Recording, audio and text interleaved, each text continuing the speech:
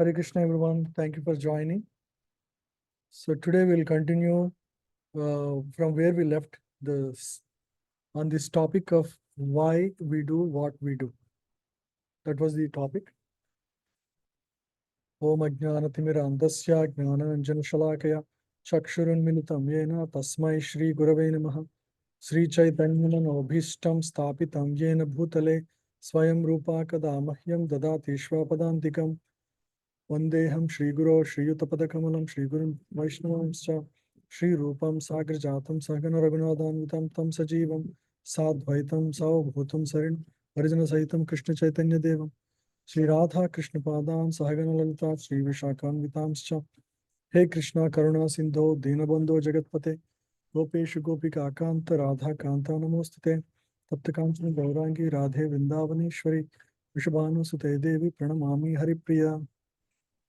Hare Krishna. Welcome everyone. Thank you for joining. Hey, welcome to you. You're joining for the first time, right? Yeah. What's your name? Funny? Fanny. Okay. Welcome to the class. Have you been to the other class, Discover Yourself yet? Okay. This is your first class. Maybe you might want to join the other class. This is, yes, just nearby. Yeah. This is, those who completed that, more or less. Yeah. Thank you. Or have some background. Yeah, thank you. Because, this is a little more deep, so I don't want her to feel like this is too far. Yeah. So last week we discussed some of the questions and answers that we have, that we can give or even understand ourselves better, right? Any questions so far on any of those?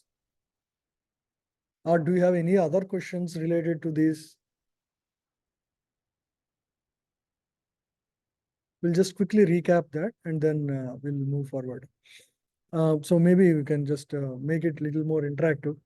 So why we need large temples?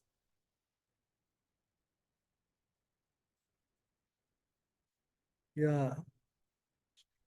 Even the prime ministers of this one country have such large bungalows, like Governor Bungalow, you all heard, right?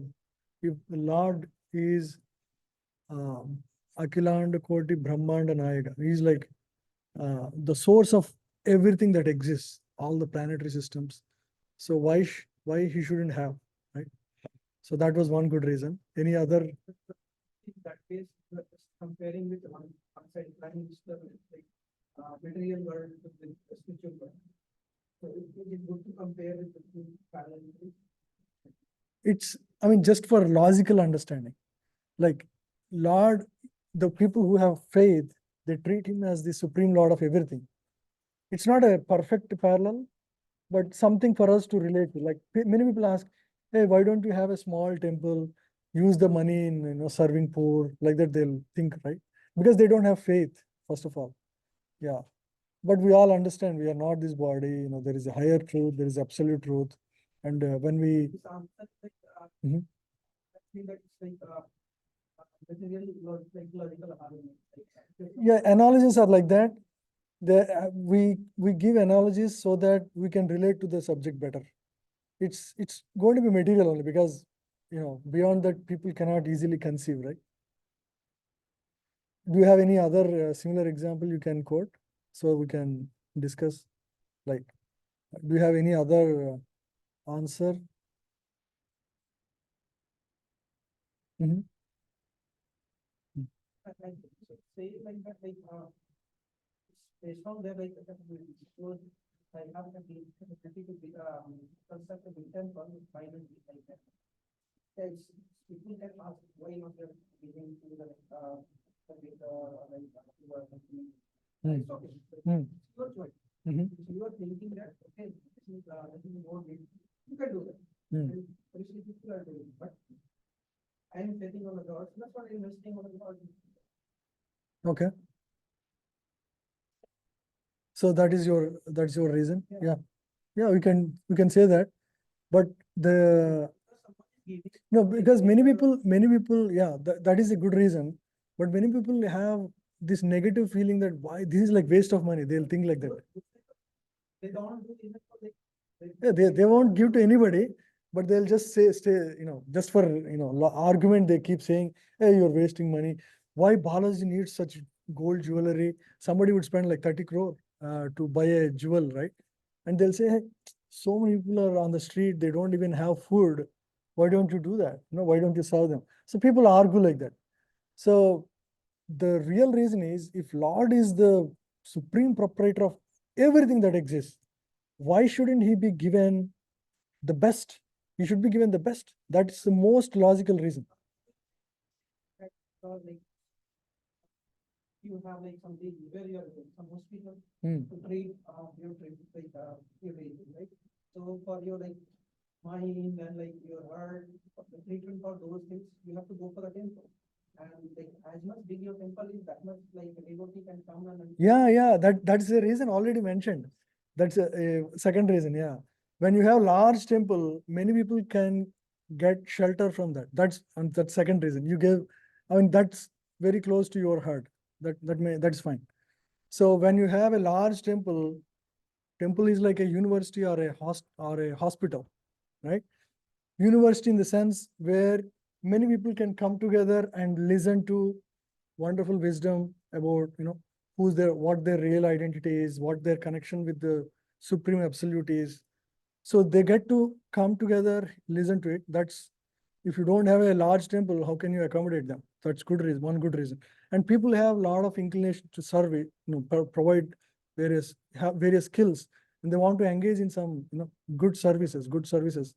So they can engage, right? So having a large temple helps use your skills in the service of absolute truth. Yeah. So those are the reasons, valid reasons too. Even we have like Exactly. We also, in a temple, we also feed people, right? But this is sanctified food. It actually enlivens them, uplifts them spiritually. So those are the three good reasons. Yeah. So yeah. Any other? What? Mhm. Large temples. Mhm.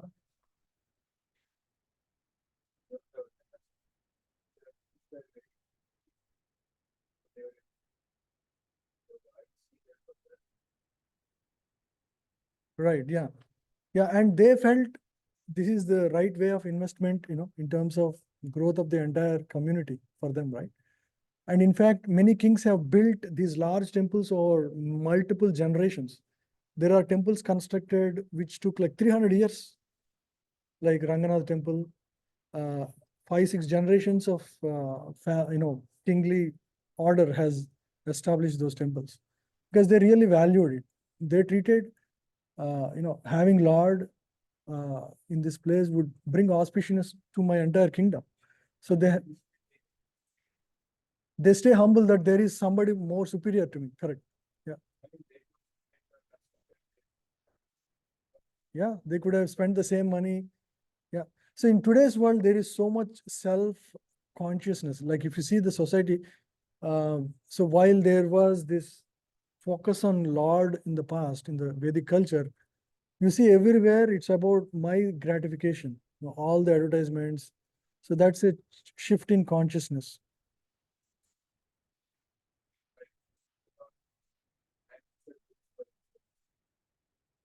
No, government recognizes, yes, this is a prime minister and he is holding an important post.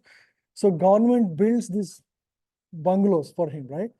So similarly, when we build a great temple for him, it's same thing. Like basically, he is the source. He's providing us everything, all the air, water, which we are all completely dependent on. Who is supplying all of that, right? So, hmm? uh, given by everything given by God. Why we need like that's like Right. That's what they argue.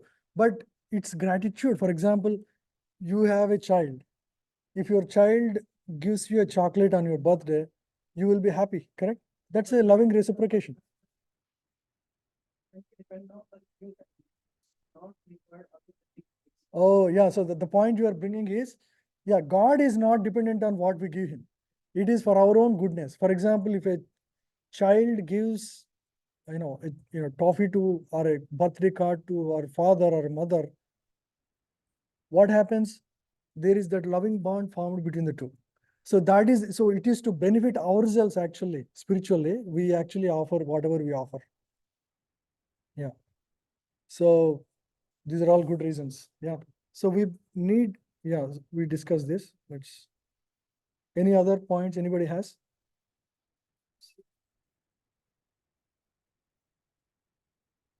Yeah, so Prabhupada, and I put a nice argument here. Swamiji, why does God need such a huge cart? So this is like, Jagannath Rath Yatra cart. You see how many people are here, how large these are. Prabhupada immediately said, you're a small man, you need a small car. God is the biggest person among all men, so he needs a big cart. It's just a simple answer, right? Yeah.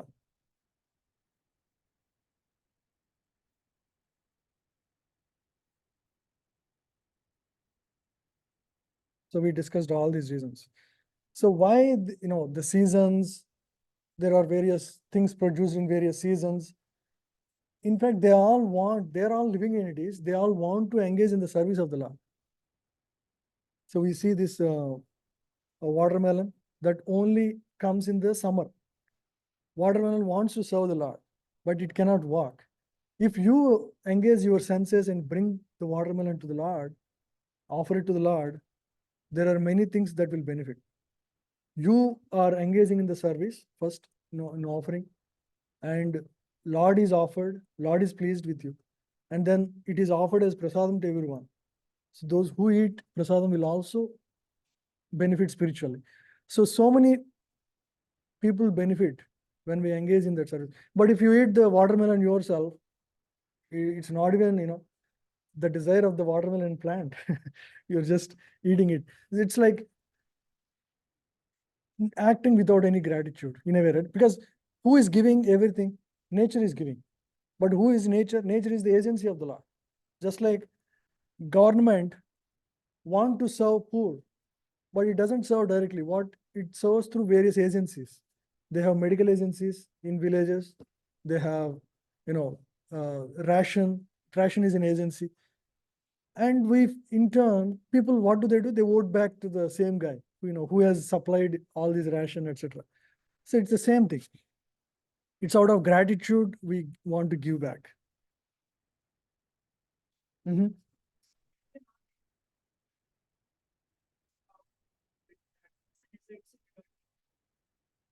Yes, main thing is the intent. Unfortunately, if the situation doesn't permit externally to offer, you can mentally offer. You can make a plate and mentally offer and give it some time and take it. So that is fine. So based on time, place, circumstances, we can act perfectly all right. Hmm? There are specific mantras. Yeah. We can discuss those. I can share with you. Basically, the main thing is why we offer anything to Lord, acknowledging that Lord is the provider, right? And just like, we engage in office work because, actually work because we get salary at the end of the month, right? So we give back to what we receive. So similar idea, expressing our gratitude, feel, makes our heart softer, right? So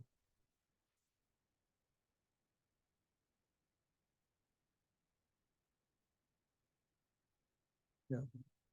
So having large temples also enables peoples to use their skills in the service of the Lord, because the whole point, everything is created by Lord, um, and so in a way everything is for the purpose of pleasing the Lord. Like if I start a big hotel, what is the purpose of starting a hotel and engaging various people to cook various things and serve various things, the cashier to collect the money, so that they all actually at the end serve back the owner of the, right? So that's the whole purpose. That's a reciprocation, right? So you pay the salary and they in turn, engage in the service. That is the reason you have children. They, it's if you don't have children, there is nobody to engage in loving relation, right, at your home. So it's the same reason.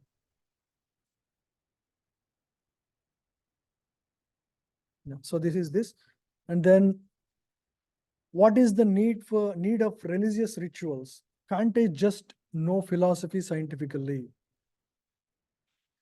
So we discussed there is philosophy and there is religion. Philosophy talks about the truth, what the truth is, right?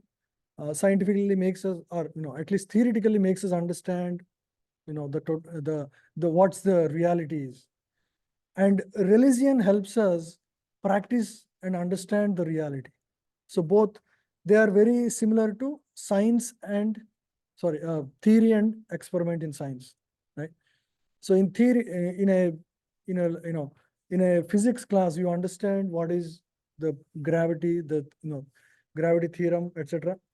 But when you go to lab, you actually do the experiment to verify how that, you get to the same conclusion. Then your conviction is are going to be very strong, correct? So without the experiment, your theory is going to be just theoretical knowledge, right? So you want to realize, if you want to realize the truth that you are not this body. Bhagavad Gita says you are not this body. You are a soul, and the soul is Sat Chit Ananda. It is eternal. It is ever blissful. But it's all theory. You don't realize. How do you realize? You want to realize. That's when you really relish it. If you have a gulab jamun or say honey in a bottle, if you lick, you heard about the taste and everything, but that doesn't satisfy you. You want to really take the honey and put it on your tongue, then you taste the honey. So theory doesn't give us any insights about the reality of the truth. So similarly, the study of Bhagavad Gita doesn't, it's good knowledge, you can appreciate, but that doesn't give you satisfaction or doesn't really make you, anything beyond what you are right now, unless you realize that. And how do you realize? That requires practice of yoga. That's the religion part. What do we do for that? What are the main thing? Chanting is the method for this age, right? We discussed that in the last week's classes. So theory and practice both should go together, right? In harmony. They're like two parallel tracks. Yeah. So philosophy without religion is mental speculation, right? If you just go philosophically thinking about the truth, there are a lot of Vedantists who would just focus on acquiring knowledge, reading various, scriptures, but that doesn't take us anywhere because it's just meant, at some point it will become mental speculation. And people come to various conclusions. I am God, you are God, everyone is God, like that. So, but there is no real realization. Yeah. So just like science has theory and experiment, spirituality has philosophy and religion. The only difference is the spiritual science is a higher dimensional science. Why? It deals with not physical things. Regular science deals with what you can perceive with your senses. You can see with your senses, you can touch with your senses. But this one the spirituality deals with higher science or higher dimensional things. It deals with mind, which you can't see, right? You can perceive, but you can't see. And ultimately it deals with soul, who you are truly. So that's why it's a higher dimensional science. That's what is mentioned here. I'm going to share these notes with you all. So spirituality can be considered to be higher dimensional science because it deals with reality higher than that dealt with by the material science. So that is the understanding about this. Let's move on. Yeah. Then we discussed about why we do deity worship. First of all, what is deity? Anybody want to answer? Yeah, Arjun. Huh? Deity bigger? Vigraha. Yeah, I know. Vigraha. But what is a deity? What is a deity form? God? Yes, he is God. Yeah. Is he a representation of God? Huh? He is God himself. He is not representation of God. Idol means what? What is an idol? Idol means what? Idol means representation, right? You make an idol of Mahatma Gandhi. Is he Mahatma Gandhi? No, he is not. He is only a representation of Mahatma Gandhi. So that's why on Gandhi Jayanti they would put a garland, and rest of the year they forget about it because they don't really treat that person is there. You take a picture of your parents, right? Is that a representation or truth? It's a representation only, right? So what makes a Vigraha the personality of God versus a representation of God? You buy a or a deity of Laddu Gopal, not deity, but or a form of Laddu Gopal. Is that a representation or is that Laddu Gopal, Lord himself? It's a representation, correct. What makes the difference then? When it becomes the true personality of Godhead, Lord to descend. And who can make the Lord descend into it? Pure devotee invokes them. Yeah, correct. Very good. So when a great devotee invites the Lord to occupy the form of the Lord, then that form becomes the deity. And in that form, why Lord even comes to that form? Why should he come? Right? But Lord is everywhere. Why can't you worship everywhere? God everywhere. Huh? Right. You need a receiver. The signal is everywhere, but you need a receiver to actually look at the signal, the content of the signal.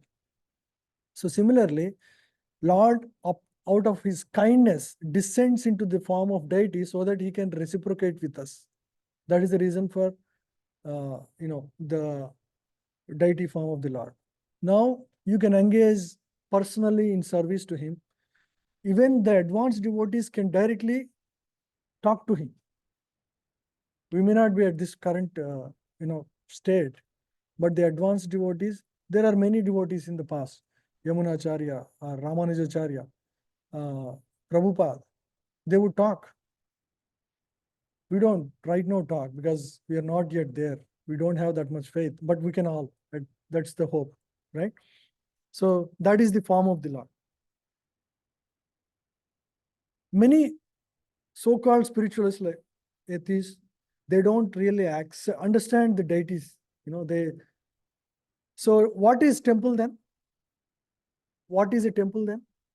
Now we understand deity is actually the Lord. Deity is Lord himself. Now what is the temple now?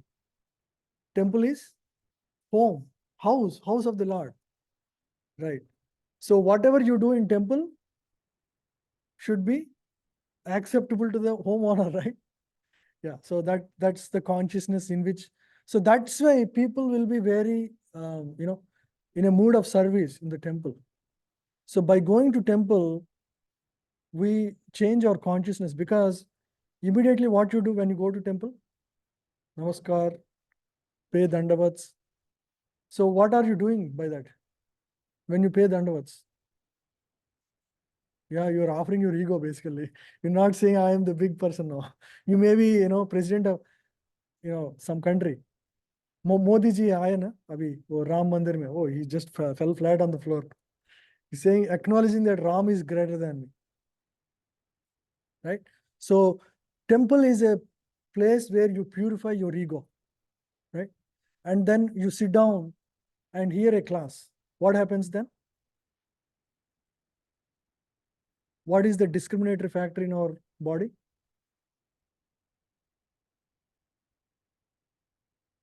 Mind will be cleaned. Yeah.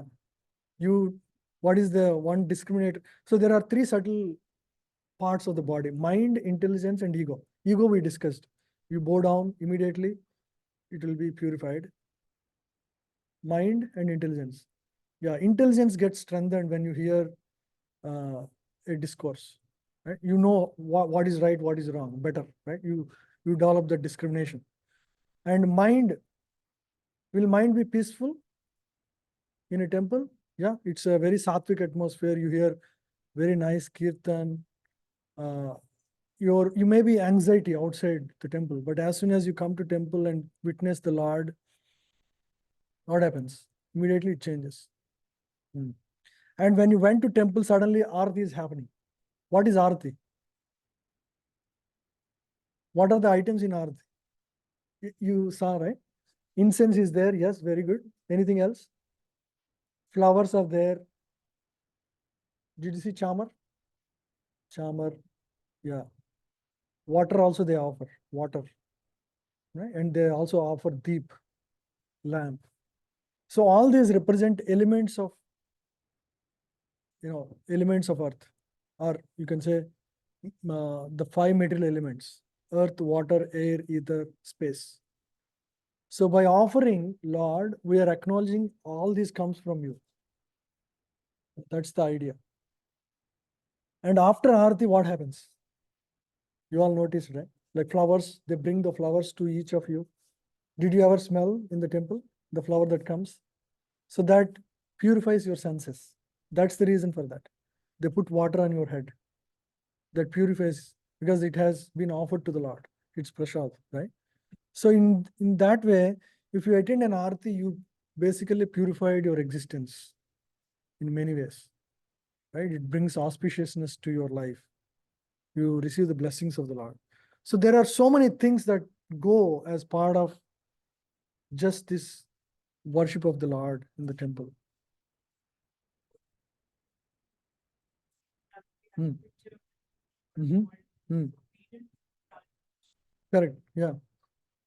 Yeah, we don't want to also because you need to follow certain standards if you do that. In temple, there is a rhythm, perfect rhythm, time. You have to wake up Lord at 5 o'clock every day, and you have to offer a sweet. So there are standards which we cannot follow. So what you do at home is more or less like practice.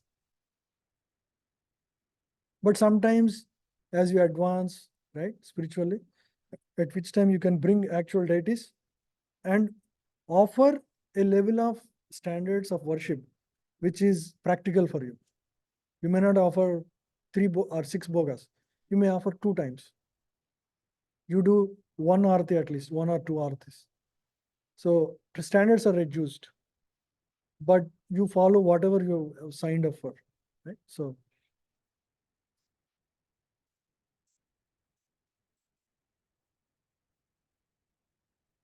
Mhm. Ask the Lord to send the because it's kind of very something. How is it in the case of Home date picture. It's not exactly same, but when we see the form of the Lord, we acknowledge He is Lord. Yeah. At the same time, um, so Lord reciprocates because we are not ready in His representation. He reciprocates. Still, you are making progress, even with the picture. It's not like you are not making progress. So, deity form is called Archa incarnation. He's also called he's an incarnation of Lord. Just like Rama avatar, Krishna avatar, Archa avatar he's called. Archa Vigraha. Sometimes called Archa incarnation is non-different from him. He's non-different. So he will take the form of clay, wood, metal, and jewels. These are various materials used. Yeah, so we discussed all this. So he's everywhere. A great devotee can invoke, right? That is why Prahlad Maharaj was able to invoke the Lord from pillar.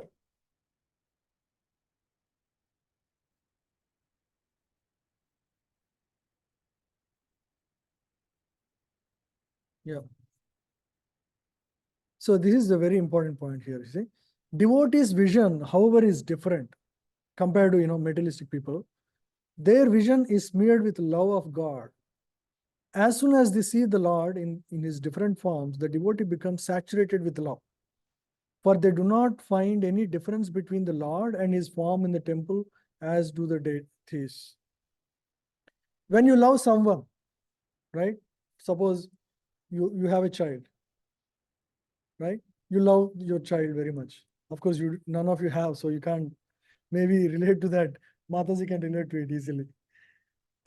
So there is a natural love to one's child, correct? Especially mothers love their child very much.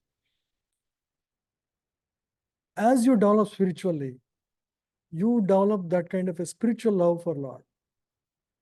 You see, and that is million times more than what you can reciprocate with anybody, including your own child in the material world. So that is when your state of consciousness becomes anandambudi vardhanam pratipadam purnamritashvadanam. So you are every second you are relishing infinite bliss.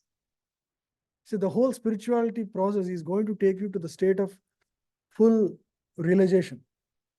You have to stick to the process and follow it strictly, right? When you do that, you achieve the state of complete love for Lord, right? So easy way to relate to that is how you love your child. Right now, we don't even love Lord as much as we love our child, correct? That is a fact. We do it because we heard from our teachers. That's all we have. We don't have the taste because we are conditioned right now, right? We are not pure. We still have, all the unwanted things in our heart. What are the unwanted things in our heart? We discussed this multiple times. Lust, anger, greed, envy, pride. Yeah, we think we are big. Yes. Yeah. So all these things are there. So what do? They do not invoke natural love for Lord. But otherwise, God consciousness is actually innate to every jiva. It's part because you are spirit in nature. Your real dharma, the nature, just like sugar is sweet, your innate nature is to love infinitely the Lord. So how do you say that? There are people who have shown Lord Chaitanya was that in that state. He would just be loving,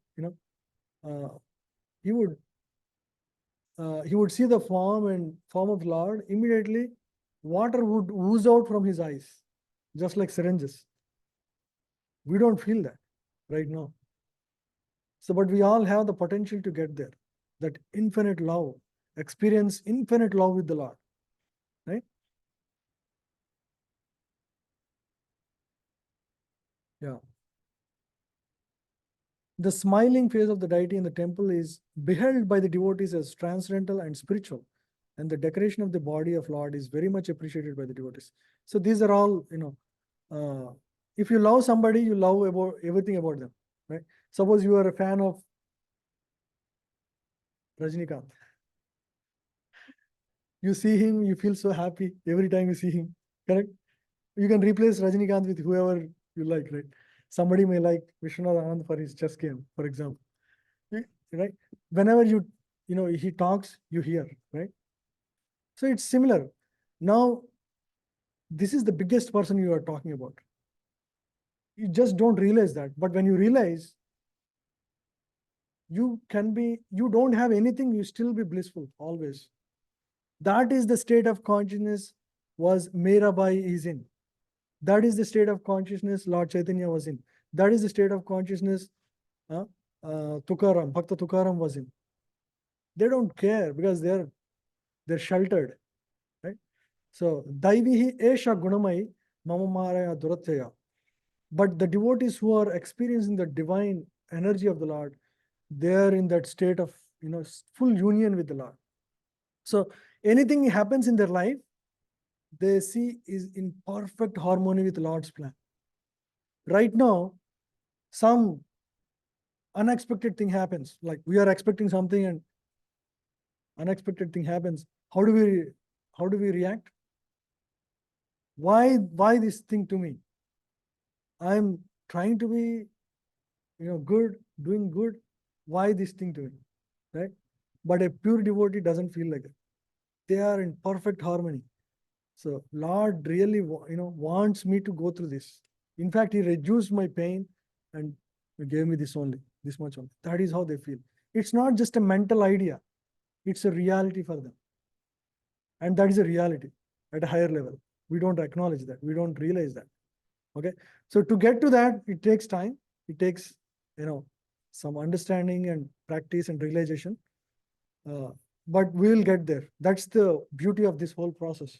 It will get us to a consciousness where you would, in material world, people in general, as they age, will they become more happy or sad? There is rise of happiness from, say, 5 year onwards until, say, 40, 50, because your senses are strong, you're able to enjoy. But there is a serious decline after that. But devotees' curve will go explode because they're in more and more, they're connected spiritually.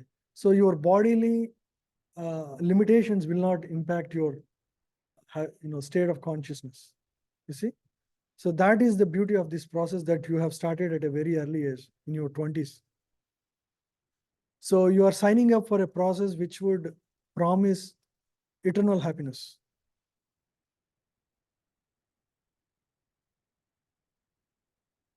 Yeah.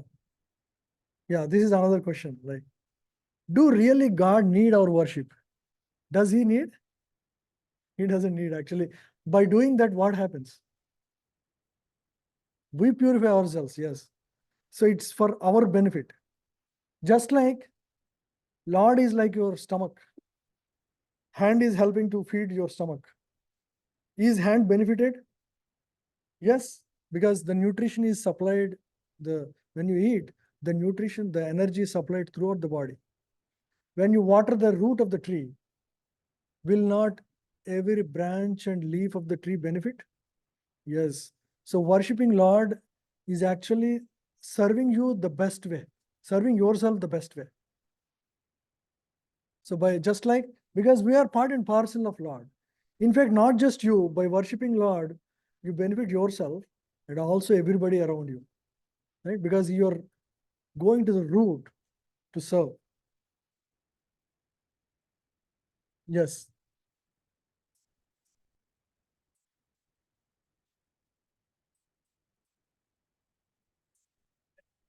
Yeah, for our limited perception, we cannot see. But there is benefit. We may not immediately see, but in some cases we see also. For example, the prasadam that is cooked is shared with so many people, right? There is all this so in fact, it is mentioned in scripture, because there is continuous process of yajna at some place in this existence. There is continuation of rains and grain, supply of rains in this world. Somebody is doing it. We may not see. We may not relate, yeah, this is the event, this is the result. Because it's a universal effect, right? You don't know where its effect is placed, but it is happening. That is why everything is in order, right?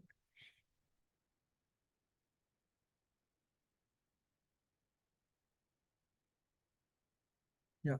So Prahlad Maharaj gives a very lucid example. When you decorate a body with earrings or necklace, the reflection in the mirror immediately becomes similarly decorated, right? You see yourself in the mirror, immediately you see that in the mirror, right? We don't have to separately decorate the reflection. So we are like the reflection. Lord is like the real person. So similarly, we gain by serving him, and Lord has nothing to gain from anyone. After all, he is the provider of everything for everyone. Yeah. Yeah. So these examples we discussed. Yeah.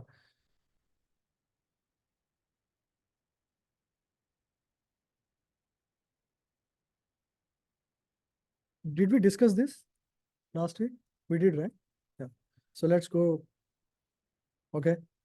So next question is, why spend so much money on religious ritual when beggars are starving outside the temple? Would God not be more pleased if his starving children, those beggars, are fed? It's a very general question. Everybody asks this question, right? Yeah. Yeah. So it's like, the simplest answer we can give is, Radhisham Prabhu, my mentor, he gives a simple example. When he was a young boy, when he would go to school, there would be a beggar, on the way. Every day he would give him some, 25 paisa or something he would give. And that person would be very happy. And one day he was going and the person was smoking. And Radhisham Prabhu was upset. He felt, I'm giving money so that he would get some food, because this person is beggar, he doesn't have food to eat. And he would ask him, why are you smoking? I gave you money. I generally give you money for food. So he was very humble. He answered him like this, my dear boy, or whatever. If I get money less than 20, I eat for food. But if I get more than 20, I use that extra money for cigarettes. So in this way, people spend. Why he is doing that? Because his senses are not pure. He has those desires. He is not doing them because he doesn't have, money to do that. As soon as he gets the money, what is he using for? Gratifying the senses in the way he wants, right? So people think, okay, let me teach some skills. People learn, right? That's where they think that their service to people is done. Or feed poor is going to fill, for one day. But if you, give him knowledge or skills, that will serve him for life. But even the same problem happens. They learn the skills, but they still have envy, anger, jealousy, false prestige. So they try to compete with others and try to threaten others. They will follow all their, core things that they have in their heart, correct? So whatever you give materially to people, that will only serve materially.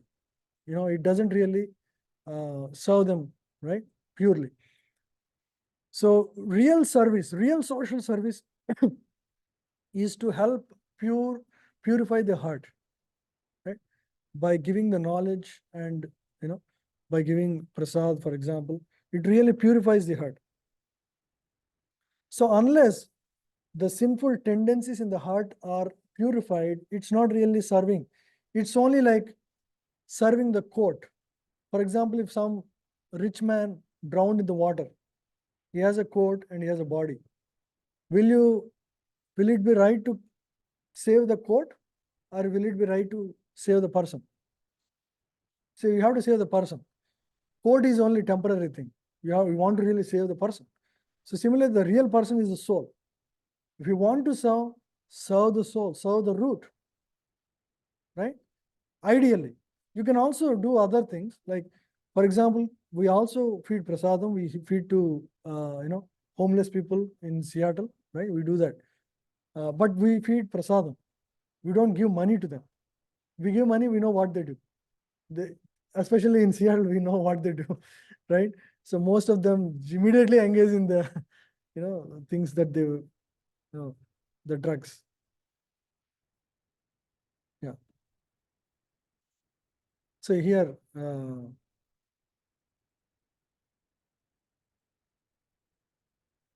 so temple is a place where not only Lord is worshipped, but unlimited quantity of prasadam in the form of mercy of the Lord is distributed. So Vedic life teaches giving culture, not grabbing culture. Yeah. So that is the reason we have a temple. We have a food truck, free food truck, no expectation from anybody. That is innate to Vedic culture. Giving, not expecting anything, right? Yeah, the greatest social service. So one time, Srila Prabhupada, who started the ISKCON movement, he went to the house of a wealthy businessman.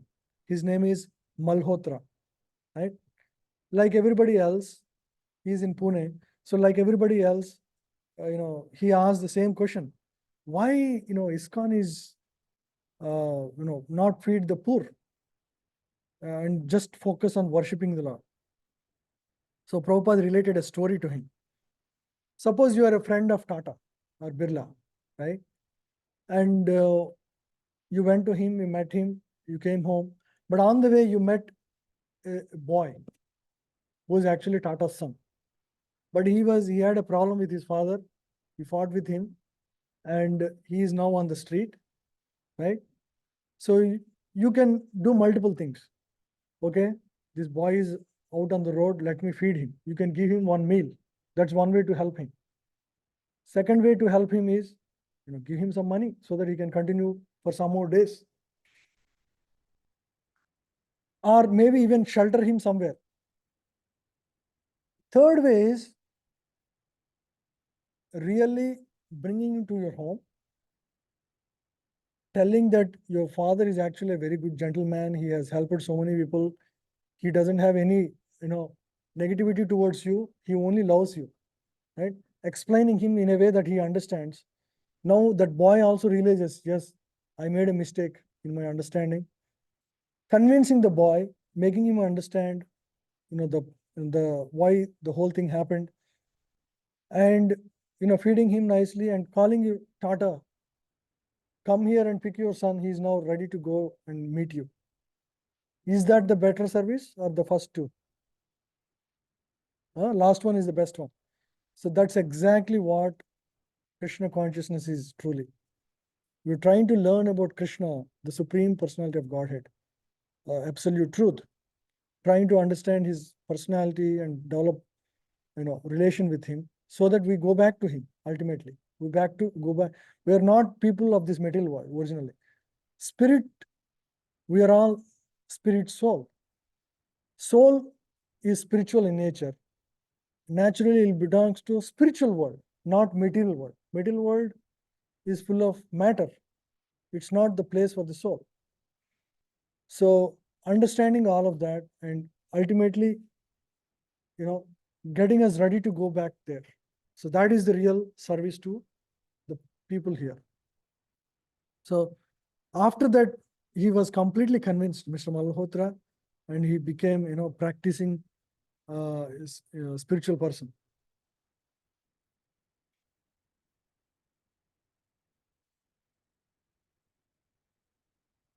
Yeah.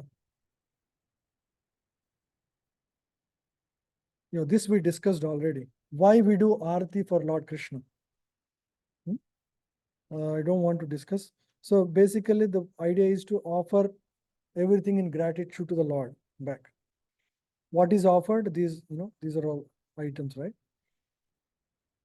Articles used in Aarti represent material elements in their pure form, or correspond to the sense objects. Yeah. So various objects like conch is blown, and it actually drives inauspicious elements. That is the reason, right? It brings auspiciousness. Bell, the sound of bell is very dear to the Lord. It embodies all the music. Yeah. So incense is also, it's made from nectar of trees, and the Lord loves to smell that. Right? And then after Lord smells, we also smell. That purifies the contamination, material contamination in your heart. Yeah. So lamp is made of 5 wicks, right? Dipped in ghee. These 5 wicks represent our 5 senses, dipped in false ego. So when lamp is burning, it burns the ego in our heart too. It lies in for glorifying and showing Lord's beauty. When we accept Aarti lamp and touch our eyes, right? We touch our eyes, right? Like this. So ignorance is dispelled and eyes are enlightened by the touching head. Yeah, by touching head. We invite Lord's blessings upon us. Yeah. Flowers. Yeah. So flowers definition is given here. Yeah. Chamara is also, Chamara represents, we are offering, treating Lord like a king. We are just like in kingly times, they used to offer Chamara. Yeah. So another question people ask is, hey, why are you guys dancing? A lot of people ask, do you have to really dance to show your love for God, right? In the material world also, people dance. When do they dance? Some occasions. Any occasions you can think of? Bharat, marriage, right? In the marriage times, people dance. So why they dance? To celebrate and to express the happiness that now our boy is getting married or our girl is getting married. So declaring to the world, we are so happy, right? In discotheques also they dance. They think that they're happy, right? To the music. So if people can dance for discotheque and marriage, why not jump for Lord, right? He is the giver of everything. We are celebrating Lord's presence. So Lord is pleased, just like a king is pleased when he sees the dance, correct? So for Lord's pleasure, we dance.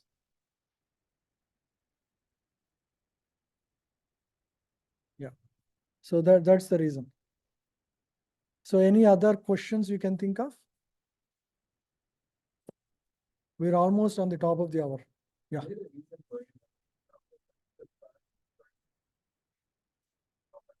Hmm. Yeah. Because Tulsi is actually devotee of Lord in her previous life. She's also, yeah. So she is very pleasing.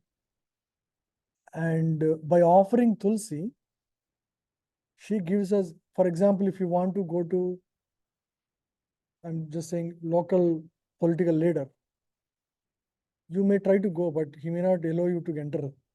But if you know a person who is a personal friend of him, he will allow you, right? So similarly, because Tulsi is a devotee of the Lord, through praying to him and developing relation with him, we become close to the Lord. That is the reason we offer Tulsi leaf on the food we offer to Lord, because we know Lord will take Tulsi for sure at least. So along with that, he will take food also. Yeah. There are many stories like that. When Indra angered Lord Krishna, he doesn't come directly because he is so ashamed to come. What does he do? If anybody knows the story? He brings a cow with him because Krishna loves cows. He brings Surabhi from heaven. He puts cow before and he's just behind. Yeah.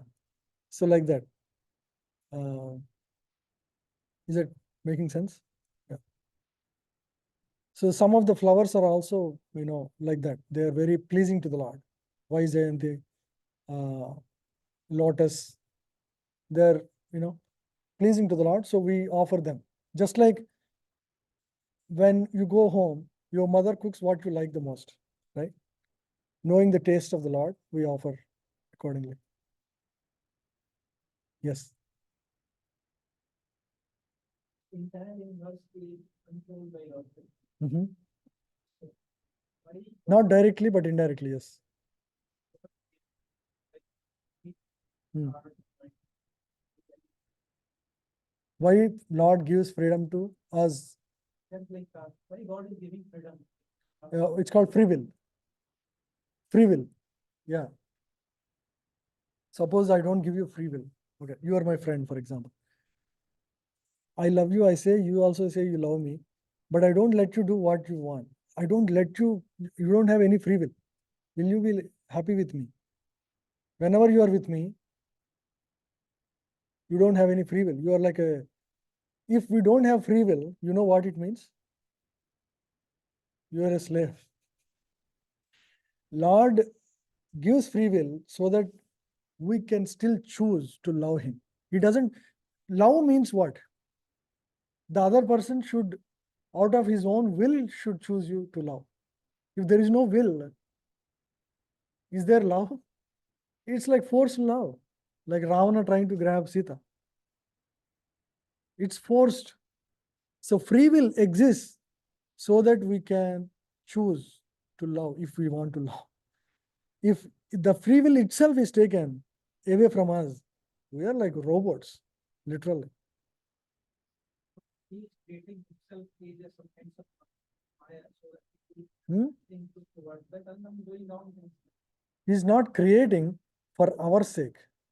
It is okay. It started with us choosing to enjoy independent of him. That's when he facilitates. I'll give you an example. Suppose your child asks you for a knife.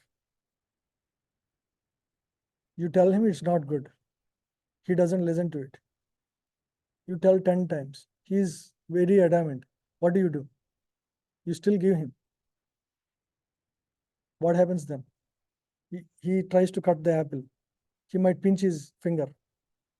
Mother already knows he's ready with a band-aid. Right?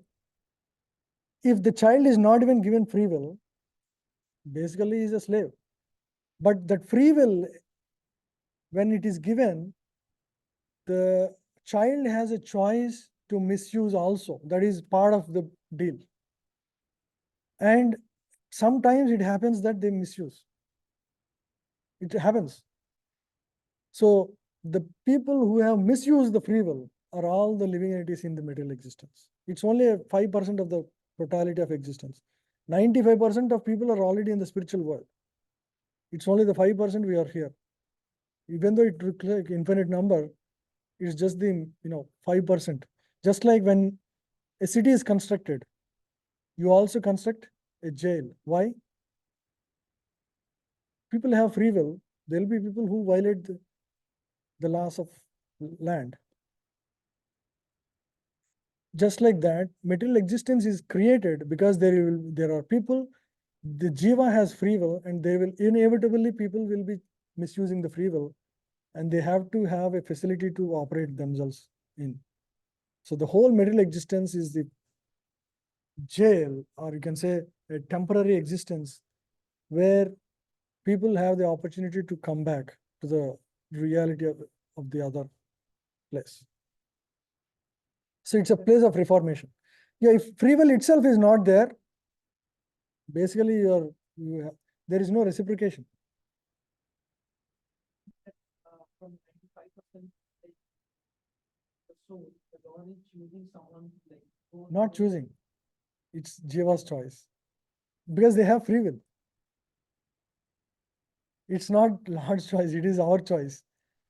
It's like child choose the knife, or see, you cut the knife, it's a bad thing, but who choose to cut?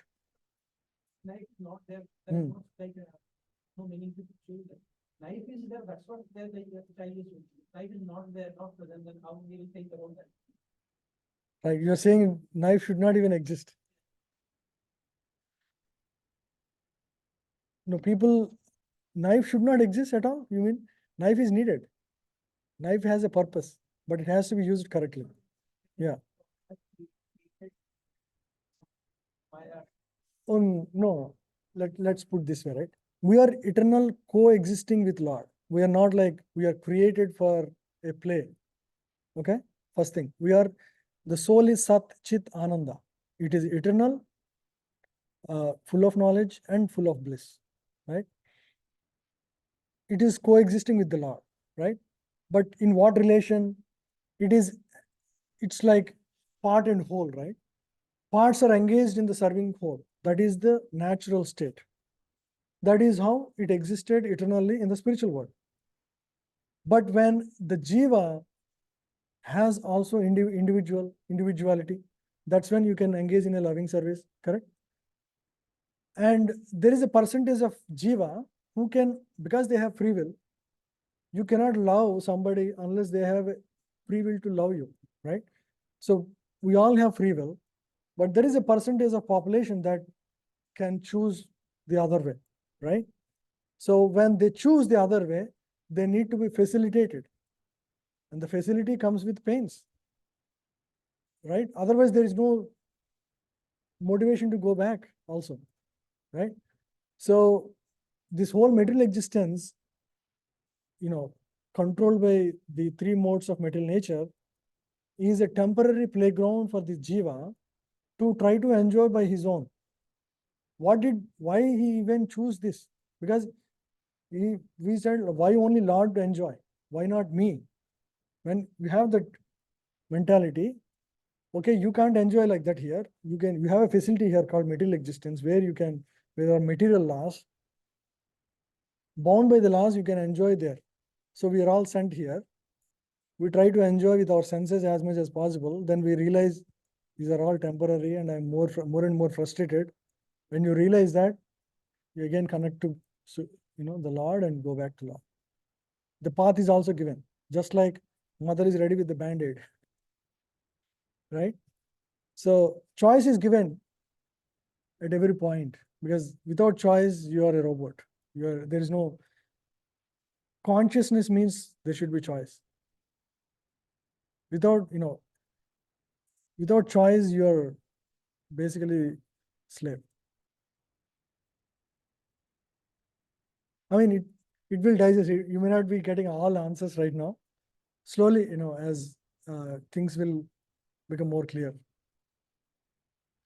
Okay, let us chant. We have to leave. We have to take prasadam and also leave.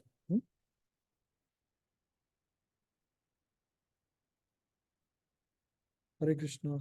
Nobody's here.